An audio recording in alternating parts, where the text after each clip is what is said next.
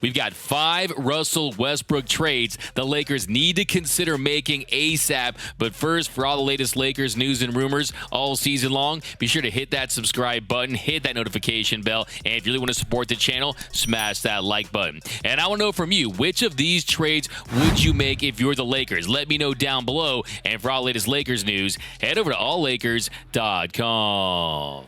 So it's time for the Lakers to trade Russell Westbrook. They need to rip that Band-Aid off. They need to find a way to get some more support around Anthony Davis and LeBron James to try to salvage this season. The Purple and Gold are 0-4 to start the season, and they're the worst shooting team in the association. The Lakers are currently shooting 22.3% from beyond the arc. That's the lowest mark in 20 years. They also have the second lowest field goal percentage in the league at 41.6%, and a lot of this has to do with the fact that there's not a lot of depth on this team, and that's a result of having 3 max players. And one of those max players is Russell Westbrook, and Westbrook is Westbroken. So far this season in 3 games, Russ is averaging 10.3 points per game, 6.7 boards, 4.3 assists on 28.9% shooting from the field, and a god-awful 8.3% from beyond the arc. And in his time with the Lakers, Russ is shooting 28.9% from downtown. Look, Russ has shot enough Westbrooks to build a neighborhood of mansions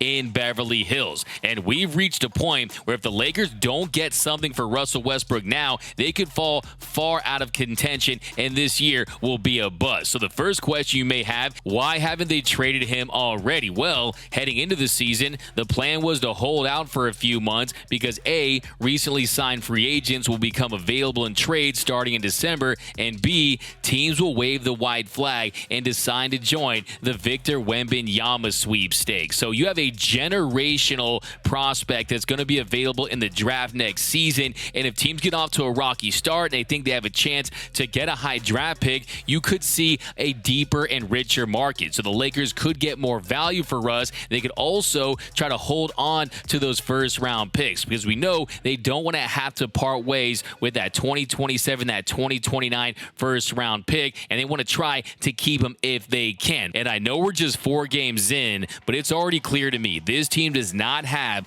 the requisite shooting, 3-and-D wings, or center to be a contender in the Western Conference, and those losses are going to pile up. Like I always say, the season comes at you fast, and before you blink, the Lakers could be 10 games under 500 and scratching and clawing just to get into that playoff game. So if you do want to try to salvage this season, you are going to try to see what you can get for Russell Westbrook, and there is no time to wait. So let's dive into these trades, starting with a move the Lakers could make with the Indiana Pacers. And we know that the Lakers and the Pacers have had communication for months on this potential deal. The only question now is, will they finally pull the trigger on it? Because the Athletic's Shams Charania, he reported before this season that the Lakers had seriously considered trading Russell Westbrook and their unprotected first-round picks in 2027 and 2029 to the Pacers for Myles Turner and Buddy Hield. But Rob Pelinka ultimately decided to be patient with Russ, and Jovan Bua, who covers the Lakers for The Athletic, he wrote this in his piece about that offer.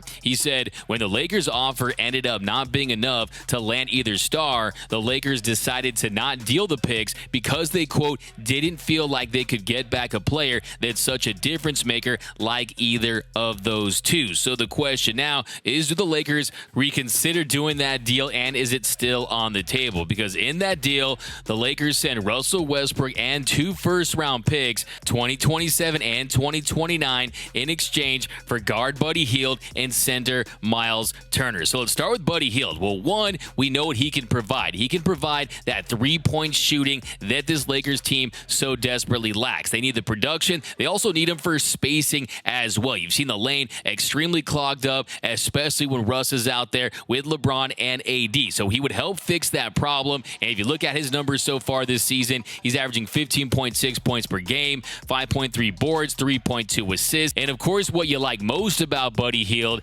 is his ability to knock down three-point shots. So far this season, he's averaging 42.2% from beyond the arc. Last night, he had 7 of of 12 threes, had 24 points on the season's averaging 15.6 points per game, 5.3 boards, 3.2 dimes. He's under contract for 2 more seasons, including this year, and he would fix a lot of the Lakers' shooting problems. Now, I think they need more than just one shooter, but bringing in a guy like Buddy Hield could definitely help in a big way. And you see, not just from knocking down shots, but the Lakers, they need better spacing, because we've seen so many times this season with Russell Westbrook out there on the court, you have centers guarding him. They're not even trying. They're leaving him wide open, and that has left the paint extremely clogged, and you don't have enough room to operate for guys like Anthony Davis and LeBron James and anyone that's in there. So you bring in a guy like a Buddy Hield. He's like a Drano for that clogging, and he can drain a lot of threes for the Lakers. So it's an interesting move. Now, you don't have a 3-and-D wing included. So Buddy Hield, definitely a sharpshooter. Myles Turner definitely fills a need as a center, and I think the Lakers absolutely need another center on this team. But does he really move the needle to the point where you say, hey, this is a good move, when you consider that you would have to include those 2 first-round picks? Because Myles Turner, defensively, we know he's elite. As a scorer, he's played in 1 game this season, had 5 points. We know he left early with that injury, but last season, 12 points, 7 rebounds, gets a lot of block shots, and the Lakers definitely need another center. And now, one more thing to consider is that Myles Turner is under contract for 1 more season at $17.5 million. So if you're going to make that deal, you have to really consider him as a part of your future, and you would definitely want to consider signing him to an extension. Do the Lakers truly see Myles Turner as a building block, as a cornerstone type of player? Because if they do, then you would feel better about parting ways with those first-round picks. But if they don't, you're talking about a 1-year contract with Myles Turner on an expiring deal, and then Buddy Hield for 2 seasons. That's not a lot of value for those 2 first-round picks and Russell Westbrook. So I definitely would consider that deal. Now, the second Russell Westbrook trade option is with the Charlotte Hornets. Now, a little backstory here. Michael Jordan, the owner of the Charlotte Hornets, Russell Westbrook, he is the face of Jordan Brand, has been with Jordan for a long time now. Would Jordan want to bring in his guy to Charlotte and really give the Lakers a little get-out-of-jail-free card? Well, let's take a look at this package. Hornets get Russell Westbrook and the 2 first-round picks, and the Lakers get Gordon Hayward, Kelly Oubre, and Mason Plumlee. So Gordon Hayward, he definitely is the highlight of this package. So far this season, averaging 19.8 points per game, 4.8 boards, 4.5 assists, and yes, that 3-point percentage is down, but it's just a handful of games so far, 30.8%. For his career, he's a 37% 3-point shooter, so he can definitely help in that department. He's owed $30 million this year, $31.5 million next year, so he's not under a long-term contract, just have a few seasons. And then Kelly Oubre, so far this season, 17.3 points per game, 5.8 boards, 33.3% from 3 on 5.3 attempts per game, and he's on a 1-year, $12.6 million contract. So that's an expiring contract. There's not a long-term commitment there. He does provide that 3-and-D that you're looking for. And then Mason Plumlee, so far this year, 9 points per game, 6.8 boards in 24.8 minutes per game, and he's also on an $8.52 million expiring contract. So that definitely checks off a lot of boxes. You get some 3-point shooting, get some 3-and-D, and you get a center in Mason Plumlee. And then there's the other deal with the Charlotte Hornets that could include Terry Rozier. Scary Terry. And Terry has been on a tear to start this season. 23.5 points per game, 7 boards, 8.5 assists. He's shooting 40% from beyond the arc, and he's a guy that can take the ball out of LeBron James' hand. He can be another ball handler. He's a great scorer. He's a clutch player. The only issues I have with Terry Rozier are, one, he's 6'1". I think the Lakers, they definitely need a little more size, but I think the trade-off is that scoring ability and how dynamic of a player that he is. Also brings that fire and passion too, so that definitely would play up in LA. So in an alternate deal with the Hornets, the Lakers would send Russell Westbrook, Kendrick Nunn, the 2 first-round picks to the Charlotte Hornets in exchange for Gordon Hayward and Terry Rozier. So you don't get Oubre and Plumlee, but you get Hayward and Rozier. So why would the Charlotte Hornets do a deal like that? Well, one, you get off a lot of salary. Look, they signed Rozier to that 4-year, $96.2 million contract, and he still has 3 years left remaining on that deal. So the Lakers would owe him over $70 million across 3 seasons. And then we talked about Hayward earlier. earlier. You still have another year on his deal. So they would shed a lot of salary, and usually in those types of deals, you're having to include picks. You're usually having to include assets to get teams to take on that level of salary. But in this deal, they're one, getting off over $100 million of salary, and then two, they're getting those future first-round picks. So there's a lot to like if you're Michael Jordan and the Hornets if you want to go in a different direction. And now I can't say that I love this deal because I think the Lakers still need another 3-and-D wing. I think they need another center, but Terry Rozier is such a unique and fun player that I could talk myself into it. And now the next deal involves the Utah Jazz. And before we get into it, it was reported a few days ago that the Utah Jazz were going to do a deal with the Lakers that included Bojan Bogdanovic, Mike Conley, and Rudy Gay. Oh, and a 2023 first-round pick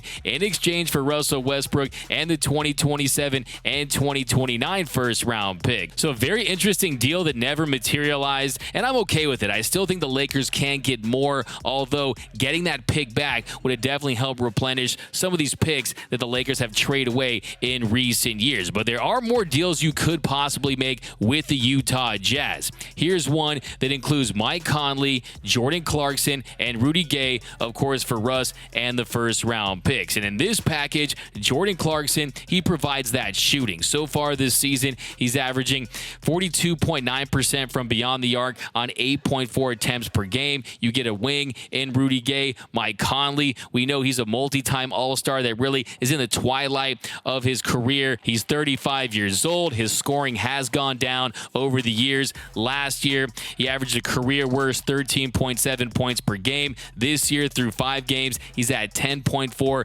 points per game, but he can still distribute the basketball. He's averaging 7.8 dimes per game through his first 5. And last year, he shot 40.8% from 3 on 5.8 attempts. This year, that number's at 30% on 6 attempts, but he's a guy that can definitely help this team. I think Mike Conley, if you put on that purple and gold and he has a couple more opportunities to try to win a championship, I think this could be a good situation for him. But with that said, I would not pull the trigger on this trade. Jordan Clarkson has that $14.2 million player option for next season. Rudy Gay has a player option for over $6 million. Mike Conley is still owed a guaranteed $12 million next season. So I would only make this move if I was absolutely desperate and there were no other viable options out there. And then how about this deal with the San Antonio Spurs? So the Lakers and the Spurs have been in talks about a potential deal for months now. And this one would include Doug McDermott. You got Dougie McBuckets, a sharpshooter hitting 50%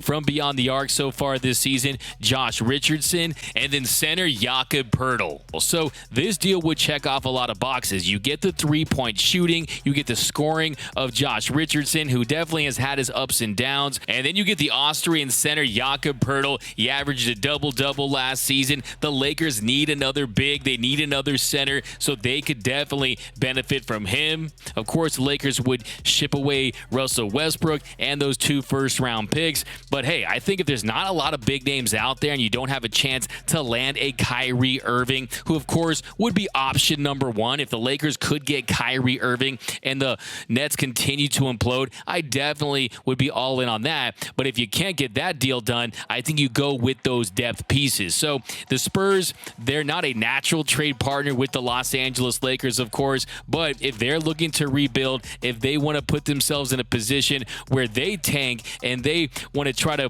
go in a different direction and try to get Victor Wembanyama, I think, hey, that's a deal that I would consider if I was San Antonio, because you got McDermott, you got Richardson, you got Poeltl. We know that if you get those picks that you can draft and develop. So pretty much most of these teams, they're going to look to buy out Russell Westbrook anyway, save for the Charlotte Hornets that might keep him. And also, hey, if you got Russell Westbrook on your team and you're seeing how he's played so far in the last few years with his prime just continuing to dwindle, and he's really not the same player that he was when he was prime MVP Russ, maybe that helps you lose games and you do join this Tankapalooza for Victor Wembanyama. So we're going to drop more trade proposals in the next few days, but that is it for today. Let me know down below in the comment section, though, which of these trades would you do if you were the Lakers? Let me know down below. My name is Doug McCain. You can follow me on Twitter and Instagram at DMac_LA. For all latest Lakers news and rumors, hit that subscribe button, hit that notification bell, and if you really want to support the channel, smash that like button. And until next time,